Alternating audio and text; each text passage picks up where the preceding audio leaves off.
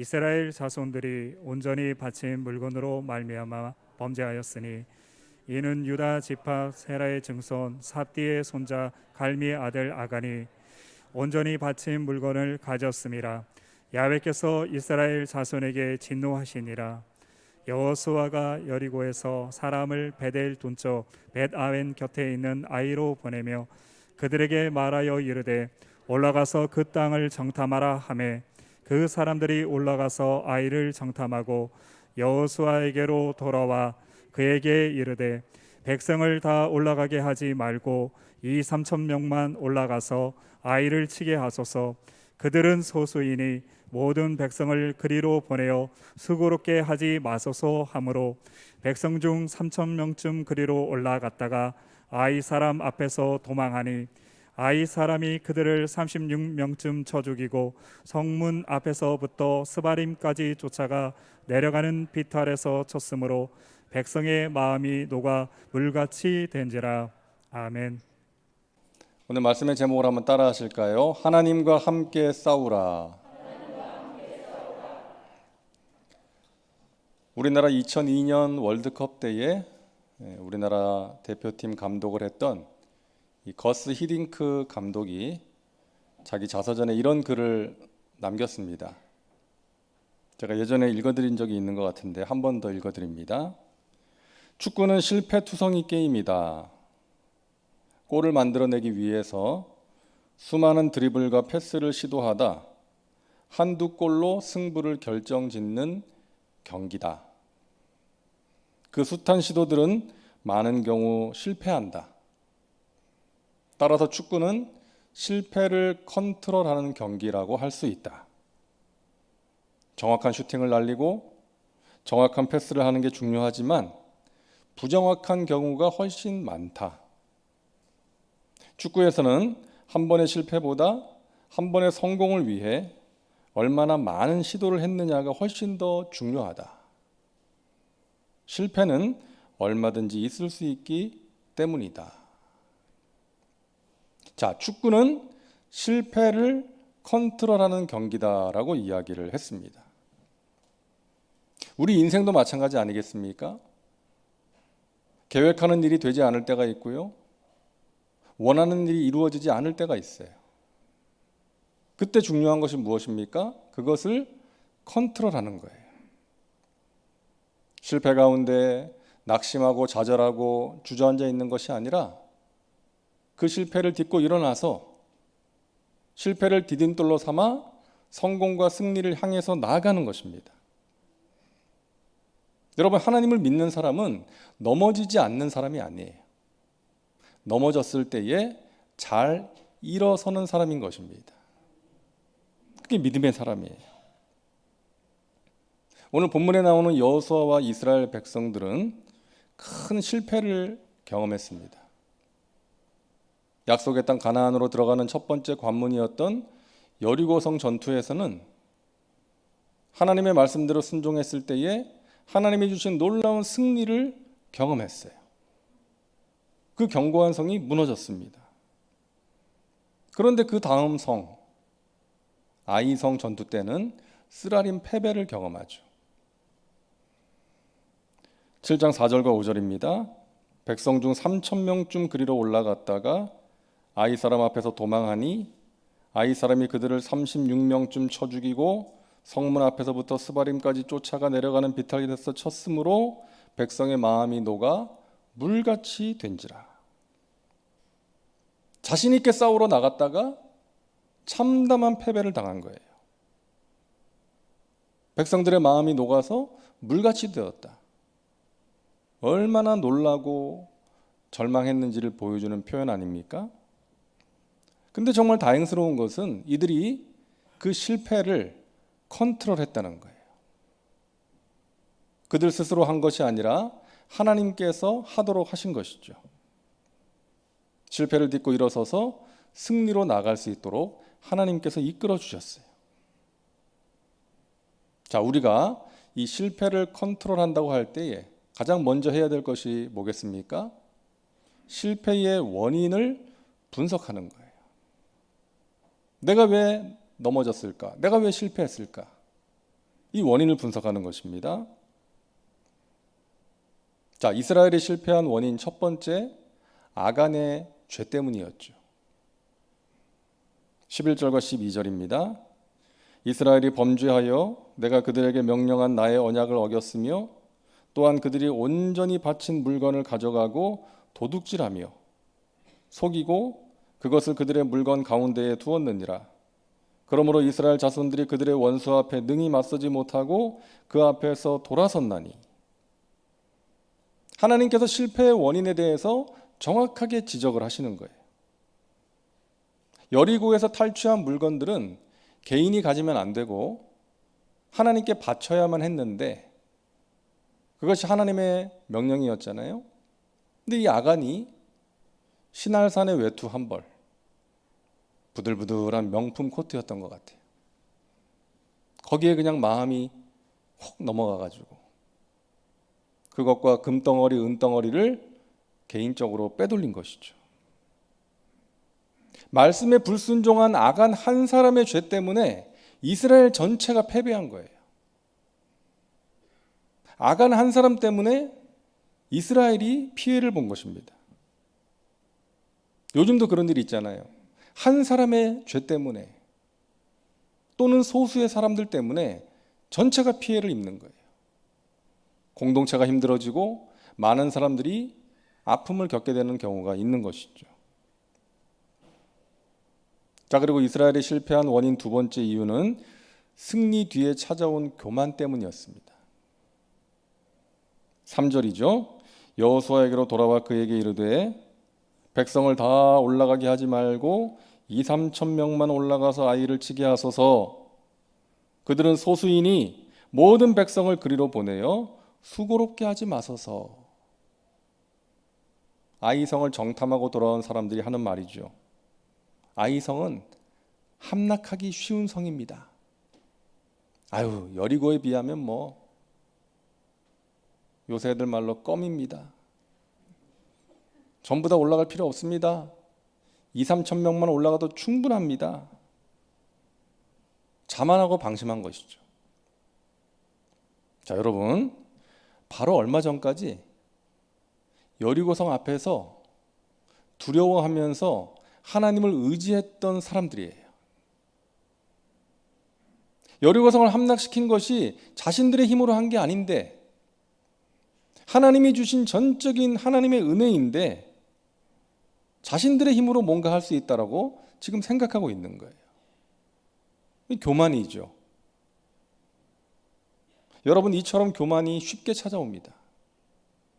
우리가 인생의 문제 앞에서 어쩔 줄을 몰라 하면서 하나님 바라보고 의지하고 하나님께 매달리고 하나님께 기도했다가 하나님의 도우심으로 그 문제를 넘어서면 그냥 마음이 풀어져 버리는 거예요.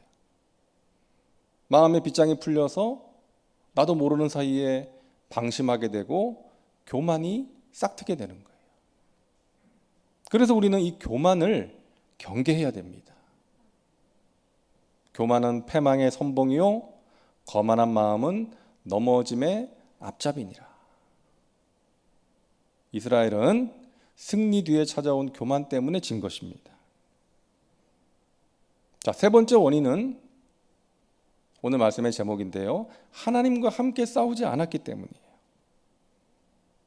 오늘 우리가 이 대목에 좀 집중해 보려고 하는데 여리고성 전투 때는 하나님과 함께 싸웠잖아요. 하나님의 말씀을 듣고 그 말씀대로 순종했습니다. 하지만 아이성 때는 그 내용이 없어요. 하나님의 말씀을 전혀 듣지 않았어요. 다음 장 8장을 보면은 이스라엘이 이 패배를 딛고 일어서서 결국 아이성을 함락하는데 그때 하나님께서 말씀하셨어요. 8장 1절입니다. 야훼께서 여호수아에게 이르시되 두려워하지 말라, 놀라지 말라, 군사를 다 거느리고 일어나 아이로 올라가라. 자, 그러니까 군사 3천 명만 데리고 올라가는 것은 하나님의 계획이 아니었어요. 그냥 자기들끼리 판단한 거죠. 하나님의 뜻을 구하지 않았어요. 하나님 말씀을 듣지 않고 자기들 마음대로 했다가 참담한 패배를 경험했던 것입니다. 사랑하는 여러분, 오늘 이 여호수아와 이스라엘 백성들의 모습이 저와 여러분의 모습 아닙니까? 여리고성과 같은 문제를 만날 때는 하나님 찾아요. 기도해요. 하나님의 도우심을 구해요. 그런데 그 문제를 넘어가면 이 아이성 같은 문제 앞에서는 하나님이 필요 없는 거예요. 하나님 찾지도 않고 말씀에 귀를 기울이지도 않는 것입니다. 내가 할 수 있다고 생각하는 거예요. 그래서 내 판단대로, 내 마음대로 결정하고 행동할 때가 있는 것입니다. 사랑하는 여러분, 하나님과 함께 싸우시기를 바랍니다. 무슨 일을 하시든지 하나님과 함께 하셔요. 여러분 자신이나 여러분이 가진 건 믿지 마시고 주위에 누군가 믿지 마시고 하나님만 신뢰하시기를 바랍니다. 그럴 때 우리가 하나님이 주시는 승리의 삶을 살아갈 수가 있는 것입니다. 하나님과 함께 싸우라. 이게 당연한 것 같지만 우리가 놓칠 때가 많아요. 정말 중요한 영적인 원리입니다. 다시 한번 따라하세요. 하나님과 함께 싸우라. 올 한 해 여러분의 평생의 삶에 기억하시고 늘 하나님과 동행하시기를 주님의 이름으로 축원합니다. 하나님과 함께 싸우는 사람들에게 나타나는 아름다운 삶의 특징이 있어요. 첫째는 죄와 싸운다는 것입니다. 여러분 만약에 아간이 하나님과 동행하는 사람이었다면 그 시날산의 외투와 금덩어리, 은덩어리를 보고 마음이 흔들렸다가도 정신을 차리지 않았겠어요? 이러면 안 되지. 하나님이 하지 말라고 하셨는데 내가 이러면 안 되지. 정신을 차렸겠죠. 여러분 하나님과 동행하는 사람에게도 죄의 유혹이 있습니다. 그런데 하나님과 동행하는 사람은 그 유혹을 이겨내는 거예요. 하나님 보고 계시지. 하나님 나와 함께 하시지. 그런 의식을 가지고 신전 의식이라고 그러잖아요. 하나님 앞에서의 의식을 가지고 이겨내는 거예요. 설령 유혹에 넘어졌다 하더라도 깨닫고 회개하는 것이죠. 근데 아간은 끝까지 회개하지 않았어요. 끝까지. 여호수아가 하나님의 말씀을 듣고 누가 물건을 빼돌렸는지를 알기 위해서 제비뽑기를 하잖아요. 한 번만 한 게 아니라 여러 번 했어요. 각 지파 대표가 나와서 뽑으니까 유다 지파가 뽑혔고요.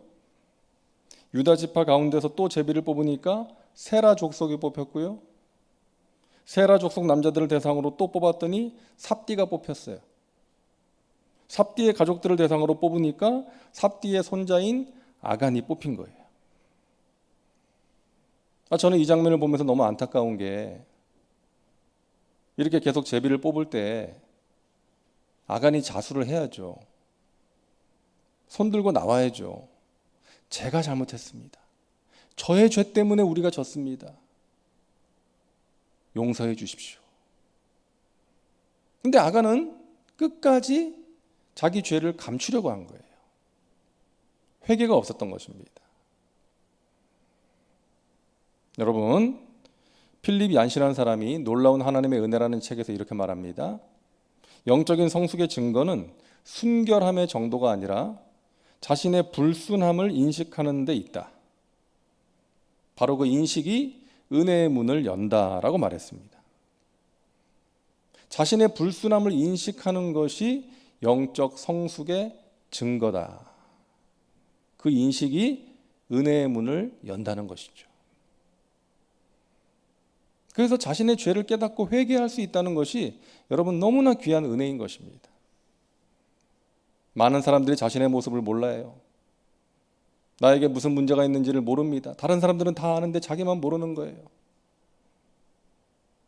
하나님 앞에서 깨어 있다면, 하나님의 말씀의 거울 앞에 자신의 모습을 날마다 비추어 본다면 영적으로 깨어서 하나님과 교제를 나누며 살아간다면, 기도의 삶을 살고 있다면 자신의 모습을 보게 되는 거예요. 아, 나에게 하나님께서 미워하시는 이런 모습이 있구나. 하나님께서 하지 말라고 하신 것을 내가 하고 있구나. 나쁜 생각을 하고 있구나. 더러운 말을 하고 있구나. 하나님께서 사랑하시는 사람들의 마음에 상처 주고 있고 주님의 몸된 교회를 힘들게 하고 있구나. 깨닫게 되는 것이죠. 그리고 돌이킬 수가 있는 것입니다. 그래서 자기 죄를 깨닫지 못하는 죄인이 아니라 깨닫는 죄인이 복이 있도다. 믿으시기 바랍니다. 우리가 몸에 건강에 이상이 생기면 병원에서 내리는 처방이 있잖아요. 음식 조절하세요. 운동하세요. 이 두 가지 꼭 들어가죠. 이 두 가지가 얼마나 힘들어요. 맛있는 거, 좋아하는 거 끊어야 돼요. 줄여야 돼. 운동하는 거 얼마나 힘들어요. 근데 여러분, 힘들어도 하다 보면 이제 그게 몸의 습관이 되면 몸이 좋아지는 것을 느끼잖아요. 그래서 그때부터는 즐거운 마음으로 보람을 느끼면서 계속해서 하게 되는 거예요. 우리가 영적으로 깨어서 사는 것, 마귀의 공격을 분별하고 죄와 싸우는 것, 처음에는 힘들어요. 피곤해요. 하지만 내 힘과 결심 약하여 늘 넘어지기 쉬우니 성령님 도와주세요. 성령님의 도우심과 능력을 의지하면서 계속해서 싸워나가다 보면 영적으로 체질이 좋아지는 것이 느껴지는 거예요. 영적인 근력이 생기는 것이 느껴지는 거예요.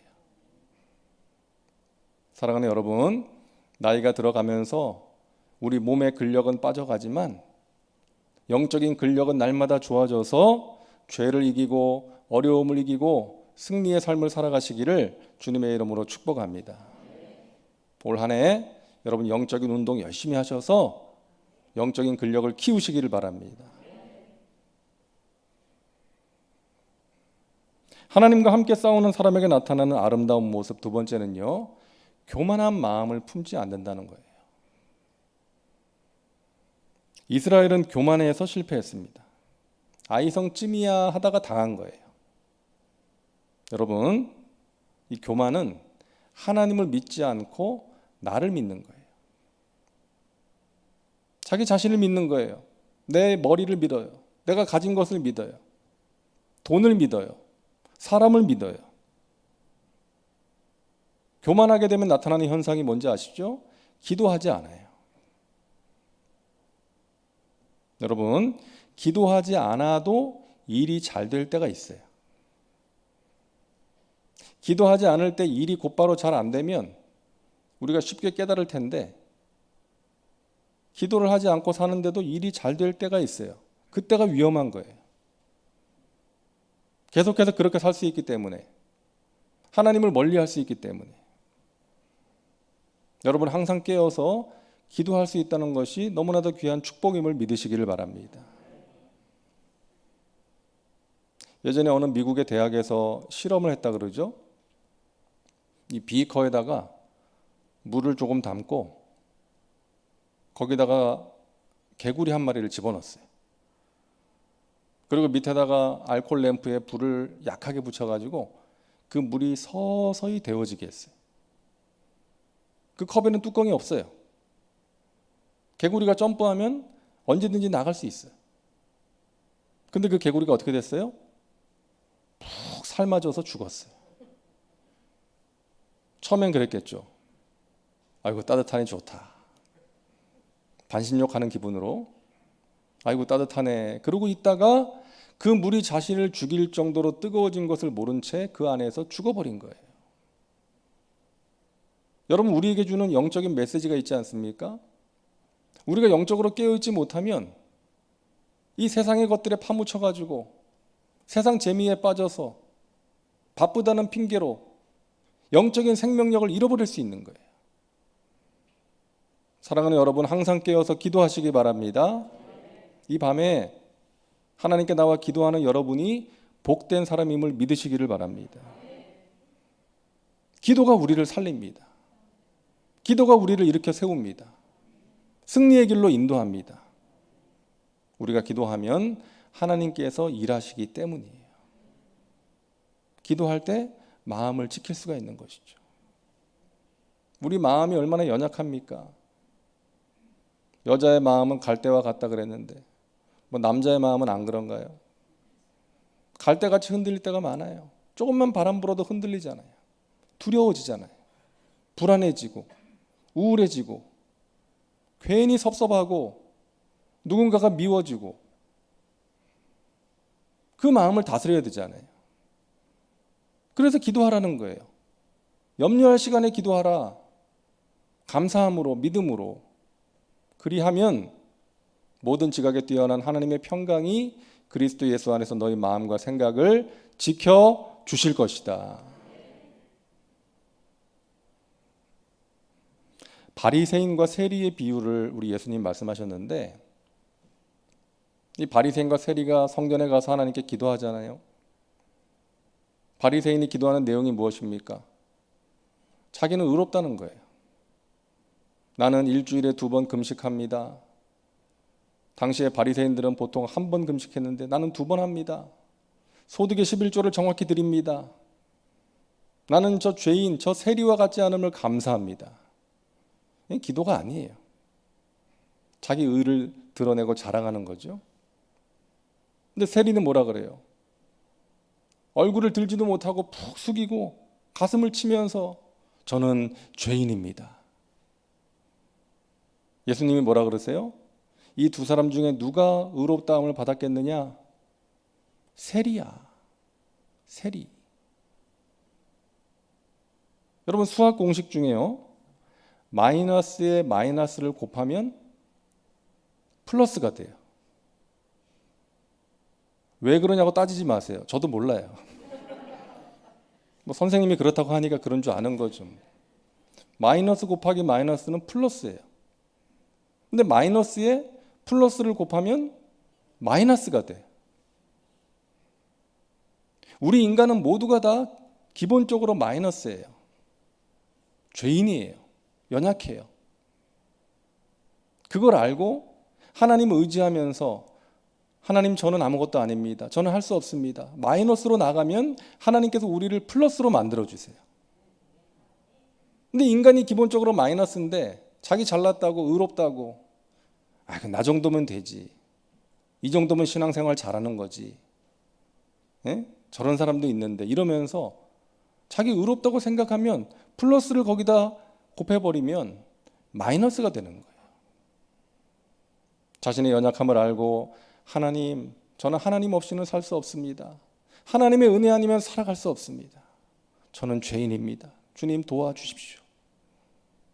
자신의 마이너스를 깨닫고 하나님의 도우심을 구하며 하나님을 의지하며 나가는 사람에게 하나님께서 플러스의 은혜를 더해 주심을 믿으시기를 바랍니다. 플러스 인생으로 만들어 주시는 거예요. 겸손하게 낮아져서 하나님의 은혜를 구하며 살아가시기를 주님의 이름으로 축원합니다. 자, 하나님과 함께 싸우는 사람 세 번째 아름다운 모습은 하나님의 뜻을 구한다는 것입니다. 이스라엘이 패배한 이유는요, 하나님의 뜻대로 하지 않았기 때문이죠. 자기들 판단대로 그냥 3,000명만 데리고 갔다가 패한 거예요. 하나님, 여리고성에 승리를 주신 하나님, 아이 성도 우리에게 주실 줄로 믿습니다. 하나님 어떻게 싸울까요? 어떻게 해야 승리할 수 있을까요? 하나님 가르쳐 주세요. 하나님 의지합니다. 그렇게 하나님께 구했으면 하나님 당연히 말씀해 주셨죠. 승리를 주셨죠. 그런데 하나님께 묻지도 않고 하나님 의지하지도 않고 자기들 판단대로 올라갔다가 패배한 거예요. 여러분, 하나님과 함께 싸우는 사람은 하나님의 뜻을 구하는 사람입니다. 하나님, 하나님의 뜻과 계획을 제가 알기를 원합니다. 하나님의 뜻대로 순종하기를 원합니다.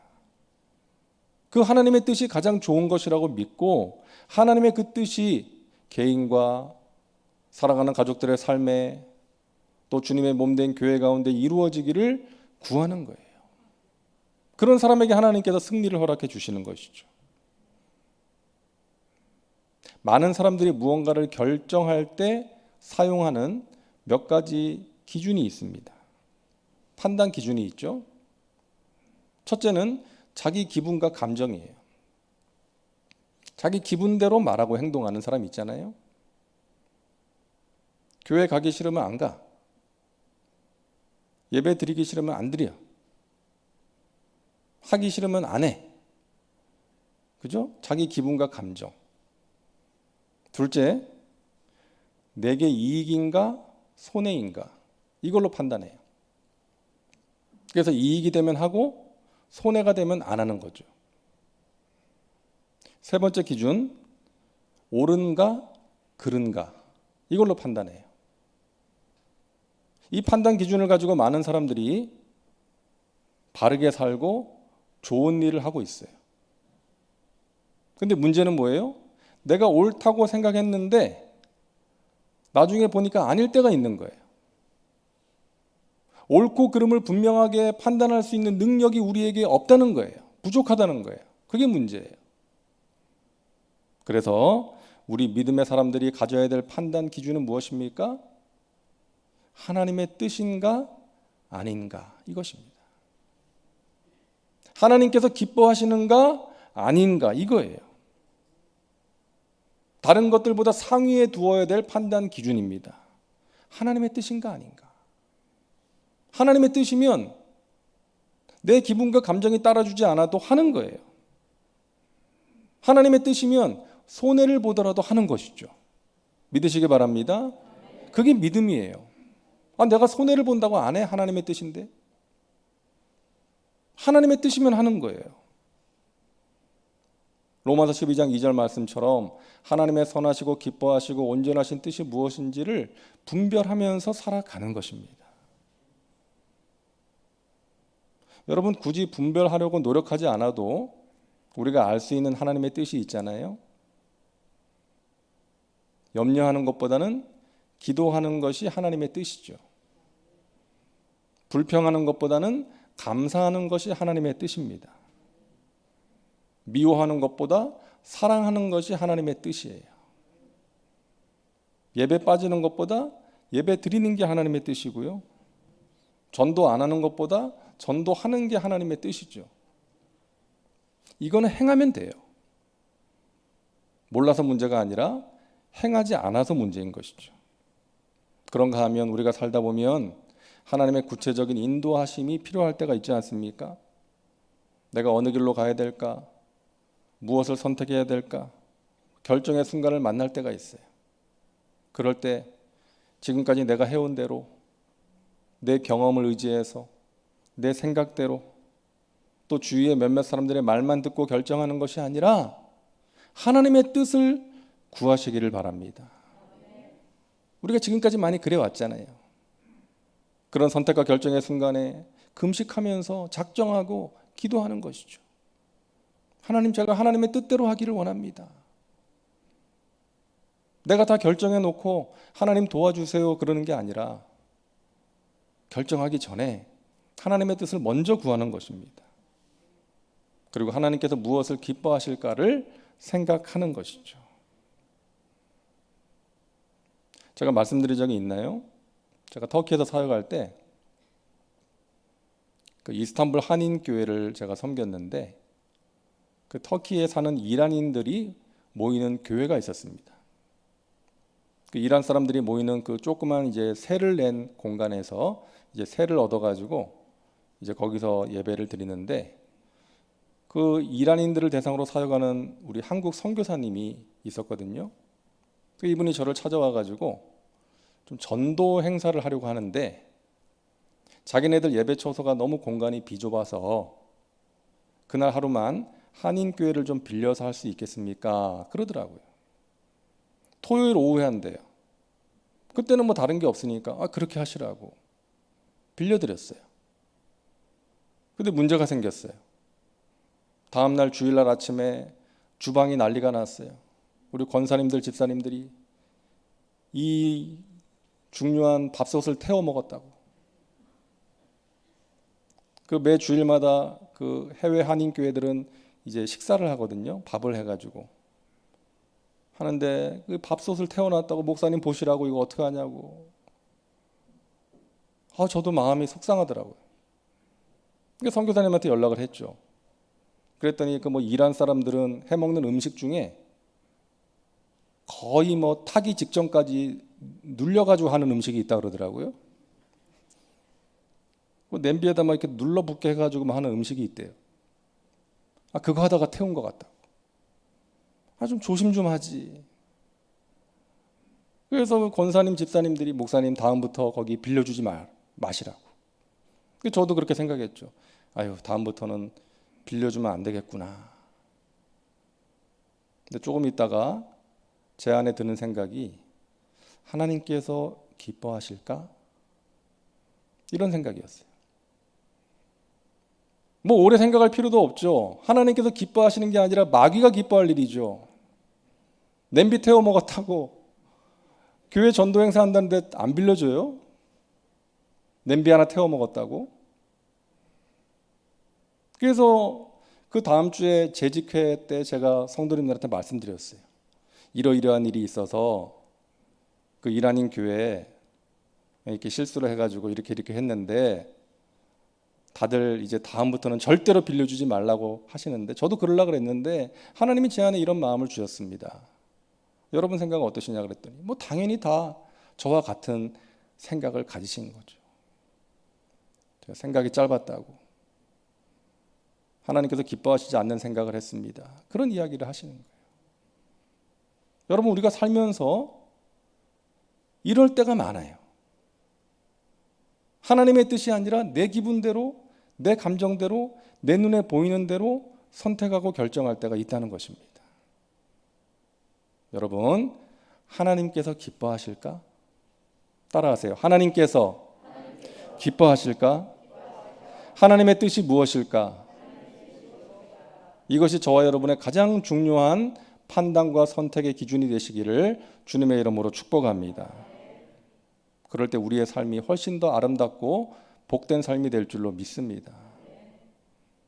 하나님께서 기뻐하실까? 이 질문입니다. 여러분, 하나님과 함께 싸우시기를 바랍니다. 죄를 멀리하고 겸손하게 낮아져서 하나님 의지하고 기도하시고 하나님의 뜻을 구하고 순종하며 나갈 때에 하나님께서 우리의 삶에 은혜의 역사, 승리의 역사를 허락해 주실 줄로 믿습니다. 올 한 해 하나님과 함께 싸우시기를 바랍니다. 승리할 줄로 믿습니다. 기도합니다. 하나님, 감사합니다. 이 밤에 하나님께 기도하게 하시니 감사합니다. 우리가 기도할 수 있다는 것이 은혜인 줄로 믿습니다. 겸손하게 낮아져서 하나님의 은혜 아니면 살아갈 수 없다는 중심을 가지고 날마다 영적으로 깨어서 살아가게 하여 주시옵소서. 하나님의 뜻을 구하기를 원합니다. 하나님의 뜻이 무엇일까? 하나님께서 기뻐하실까? 이 질문을 가지고 살게 하셔서 우리의 삶이 하나님 보시기에 심히 좋은 삶이 되게 하시고 하나님이 주시는 승리를 경험하는 복된 삶을 살게 하여 주시옵소서. 올 한 해도 하나님께 맡깁니다. 하나님과 함께 싸우겠습니다. 하나님 가라 하시면 가고 서라 하시면 서겠습니다. 주님, 우리를 붙드시고 인도하여 주시옵소서. 약속의 땅으로 들어가 하나님께 영광 돌리는 하나님의 백성들 되게 하여 주시옵소서. 예수님의 이름으로 기도하옵나이다. 아멘.